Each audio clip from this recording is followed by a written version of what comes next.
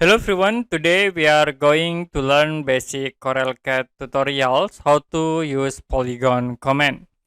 Okay, to use Polygon you can go to Polygon drop down menu and then you can choose Polygon. After it you need to specify for set number. So in here I will set into 5 for set, press enter. For center point I will click at this point and then you can create by corner or side. In here I will use corner.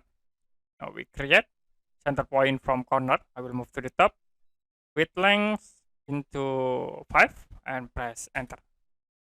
So that's it. Then click again polygon icon and then side I will set into 8.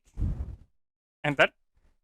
For center point I will click in here and then I will use side so to be automatically distant by side like this from center point into middle point of line, and I will set length into 5, press enter.